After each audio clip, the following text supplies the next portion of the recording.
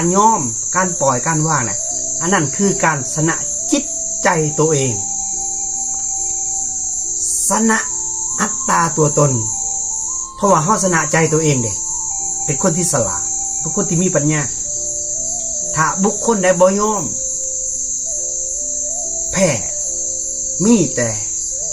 ว่าวมาแล้วก็ฟิตฟัดมีแต่อัตตามันสูงขึ้นนั่นก็เอิ้นว่าคนงงและคนยากย้อนหยังย้อนไปเสืออัตตาตัวตนมันสูงมันบ่ยอมแพ้ผู้ใดนั่นก็เอิ้นว่าคนโง่ถ้าคนที่ฉลาดเขายอมปล่อยยอมวางบุคคลนั้นเขาเอิ้นว่าคนสนะกิเลสสนะใจตัวเองถือว่าประเสริฐสูงสุดให้ยอมทนเด้อทนฟังพ่อแม่ครูบาอาจารย์ด่าเว้าว่าจิตเจ้าสิแข็งแกร่งส่ำใดเปรียบเสมือนกับอุปมาประไมยว่า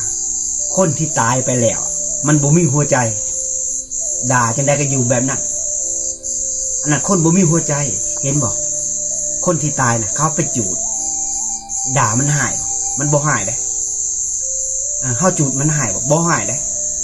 เวลาจูดแล้วมันเป็นขี้เถ้ากับเป็นดินเจ้าสิเหี่ยวใส่เจ้าสิถมน้ำลายใส่มันก็บ่หายเพราะว่าดินมันบ่มีหัวใจนี่แหละเขาเอิ้นว่าคนที่ทำลายหัวใจตัวเองให้กลายเป็นดิน